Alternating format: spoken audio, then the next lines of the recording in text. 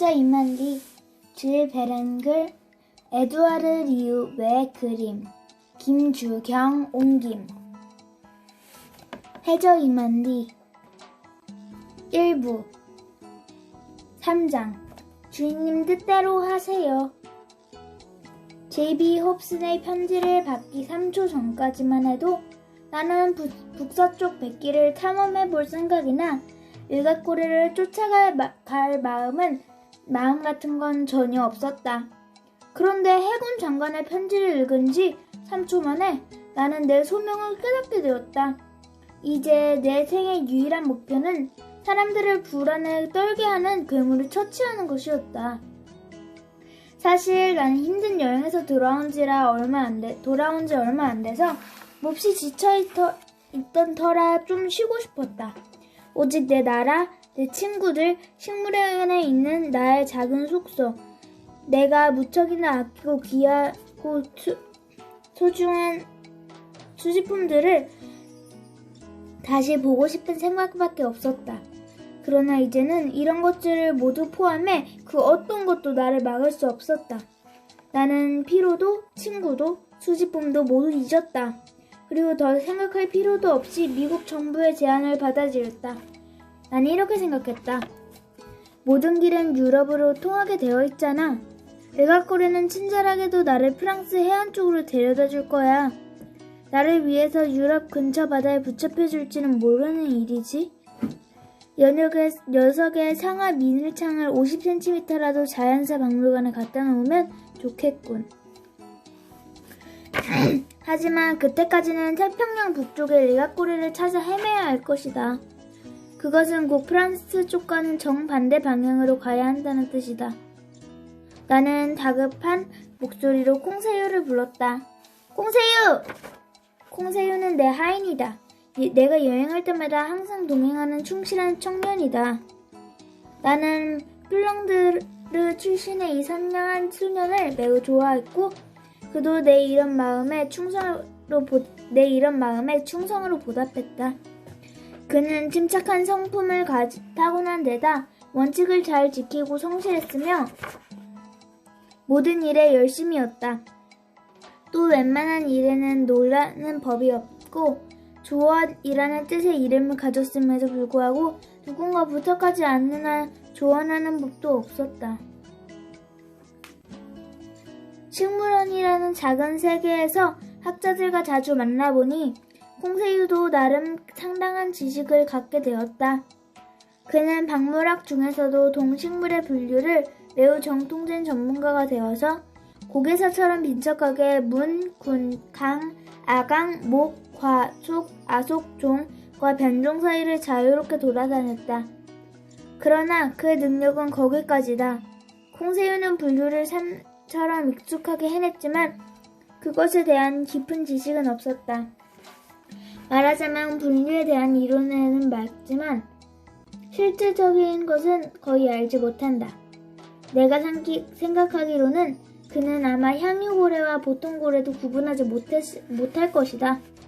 어쨌거나 그는 정직하고 훌륭한 청년이다. 지금까지 10년 동안 콩새유는 내가 연구를 위해 가는 곳이면 어디든지 따라다녔다. 여행기간이 아무리 길고 피곤해도 불평 한 번 하지 않았다. 중국이든 콩고든 아무리 먼 나라를 가더라도 군말 없이 가방을 쌌다. 그는 묻지도 않고 따라왔다. 게다가 아주 건강해서 어떤 질병에도 끄떡 없었다. 근육도 탄탄했고 신경이 아예 없는 게 아닐까 정도로 당최 긴장하는 법도 없었다. 그는 심신이 매우 안정된 청년이다.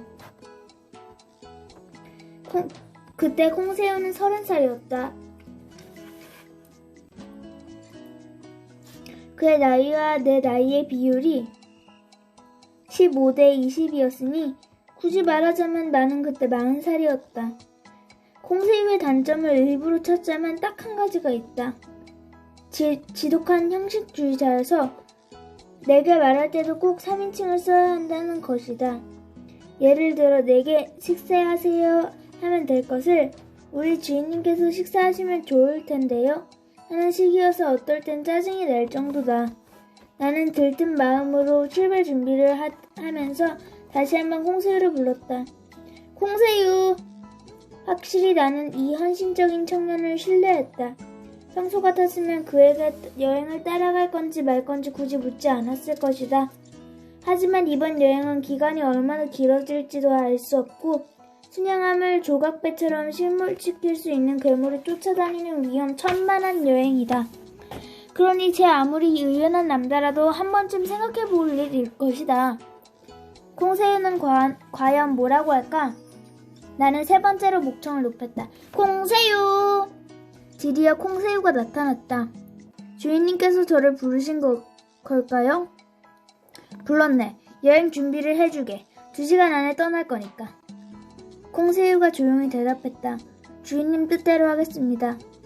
꾸물거릴 시간이 없네. 가방에 여행용품과 셔츠, 양말 같은 옷까지 할 수 있는 것을 한가득 채우도록 해. 서두르게. 주인님의 채제품들은요? 그건 나중에 챙겨달라고 호텔 직원들에게 요청할 생각이네. 네? 아르케오테리움, 히라코테리움, 오레오돈, 카이로포타미와 다른 뼈들도요? 그건 호텔에 맡겨놓을 거고. 그럼 살아있는 말레이시안 멧돼지는요? 우리가 없는 동안 다른 사람들이 잘 돌봐줄 걸세. 동물들은 프랑스에 있는 우리 주소로 보내달라고 부탁할 참이야. 그럼 우리는 파리로 돌아가는 게 아니었군요. 나는 대답을 얼무려 버렸다. 물론 파리로 가긴 하는데 좀 돌아서 갈 생각이네. 돌아서 가든 곧장 가든 주인님 뜻대로 하세요. 아, 별 차이 없네. 그저 조금 돌아가는 것뿐이니까. 우리는 에이브레임 링컨호를 탈 것에. 콩새우가 편안한 표정으로 대답했다. 네, 주인님 뜻대로 하세요. 자네도 알겠지만 그 말만은 일각고래 때문이야. 그 녀석을 바다에서 처지하라는 거지. 심해의 신비라는 2권짜리 책 저자로서 페레게 탐정과 함께 배를 타게 될 걸세. 명예로운 사명이지만 위험 천만한 일이기도 하네. 어디로 가야 할지도 모르고 말이야. 변덕이 심한 동물일 수도 있거든. 그래도 우리는 갈 걸세. 배짱이 두둑한 페레거 탐정이 함께 가니까. 주인님께서 가시면 저도 갑니다. 그래도 잘 생각하게. 자네에게 아무것도 숨기고 싶지 않아서 하는 말일세. 이번 여행은 영원히 돌아오지 못할 수도 있어. 주인은 뜻대로 하세요. 15분 뒤 여행 가방이 다 꾸려졌다. 콩새우는 능숙하게 가방을 쌌다. 나는 가방에 빠진 게 하나도 없을 거라고 확신했다. 콩새우는 조류와 푸르르를 분류하듯 셔츠와 그 밖의 옷가지들을 깔끔하게 분류하는 청년이기 때문이다. 호텔 엘리베이터가 2층 큰 홀의 현관 앞에 우리를 내려놓았다. 나는 1층으로 이어지는 계단을 내려와서 언제나 그렇듯이 많은 사람들이 북적거리는 카운터에서 숙박비를 치렀다. 그리고 박제한 동물들과 말린 식물들을 프랑스 파리로 붙여달라고 부탁했다. 또 말레이시안 멧돼지를 돌봐줄 수 있도록 은행 계좌도 개설했다. 그리고 나서 콩새우와 함께 사륜마차에 올랐다. 주인이 뜻대로 하세요. 운임이 20프랑인 바차는 브로드웨이를 따라 유니언 광장까지 내려가서 4번가를 따라가다가 다우어리 가에 만나는 곳에서 다시 캐서린가로 들어갔다. 마차가 멈춘 곳은 34번 부조였다. 거기서는 연락선 캐서린호가 사람과 말 짐들을 브루클린까지 실어다 주었다. 브루클린은 이스트 강 왼쪽 연안에 위치한 뉴욕의 변두리이다. 우리는 몇 분 만에 브루클린 부두에 도착했다. 부두에는 에브리엠 링컨호가 2개의 굴뚝에서 검은 연기를 푹푹 뿜어내고 있었다. 우리의 짐은 즉시 순양함의 갑판으로 옮겨졌다. 나는 곧 배에 올라가 페러거 탐정을 찾았다. 선원 한 명이 나를 고물 쪽 갑판으로 데려갔다. 그곳에서 나는 인상이 좋은 한 장교를 만났다. 장교가 내게 손을 내밀며 물었다. 피에르 아로낙스 박사님? 그렇습니다. 페레거 탐정이십니까? 맞습니다. 환영합니다, 교수님. 교수님을 위해 선실을 따로 마련해 두었지요. 서로 인사를 나눈 뒤 나는 출항 준비로 바쁜 그를 남겨두고 선실로 안내받았다. 에이브리엠 링컨호는 새로운 목적에 알맞도록 세심하고 세심하게 정비되어 있었다. 이 쾌속 순항함은 과열기를 갖추고 있어서 증기 압력을 7기압까지 높일 수 있었는데 그 정도 압력이면 평균 18.3노트의 속도를 낼 수 있었다. 거대한 고래와 싸우기에는 충분하지 않았지만 상당히 빠른 축에 드는 속도였다. 순양함의 내부 시설도 향에 못지않게 뛰어났다. 나는 고물 쪽에 장교실과 맞이하고 있는 내선실이 무척 마음에 들었다. 나는 콩새우에게 말했다. 아주 편히 지낼 수 있겠는가? 콩새우가 대답했다.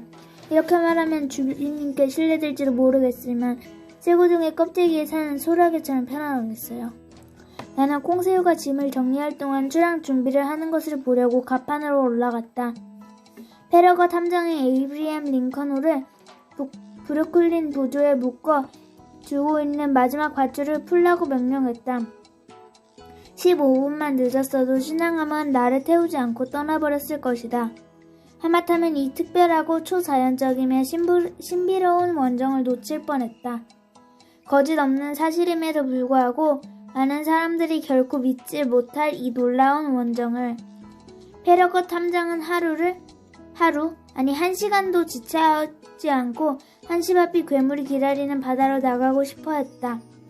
함장이 기관사를 불러 물었다. 출항 준비는 되었나? 네, 함장님. 함장이 소리쳤다. 출발! 그의 명령이 떨어지자마자 기관실의 선원들이 시동을 걸었다. 증기가 슉슉 바람을 내면서 반쯤 열린 밸브를 통해 터져 나왔다. 수평이 되게 늘어서 기다란 피스톤들이 삐걱거리는 소리를 내며 나무로 된 크랭크를 밀어냈고 스크루 날개들이 점점 빠른 속도로 물을 쉬어댔다. 드디어 에이브리엄 링컨호가 100여 척의 페리들과 보급선들 사이에 장엄하게 나아가기 시작했다. 수많은 구경꾼을 태운 작은 배들이 마치 에이브리엄 링컨호를 호위하는 듯했다. 브루클린 부두와 뉴욕의 이스트 강가는 호기심이 많은 군중으로 꽉 차 있었다. 50만 명의 입에서 만세 소리가 쉬지 않게 터져 나왔다.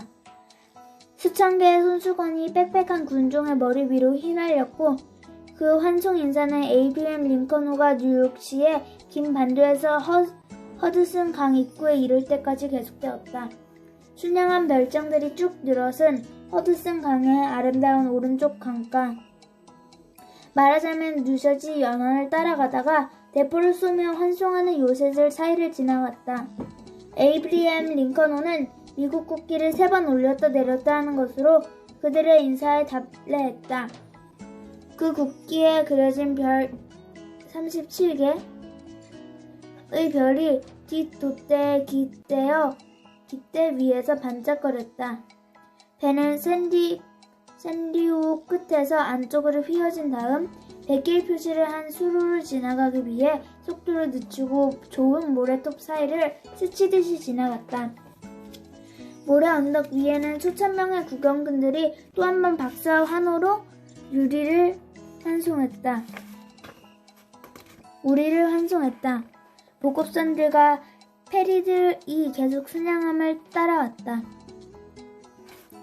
보급선들과 페리들이 계속 순항함을 따라오다가 등대선이 있는 곳에 이르러서야 되돌아갔다.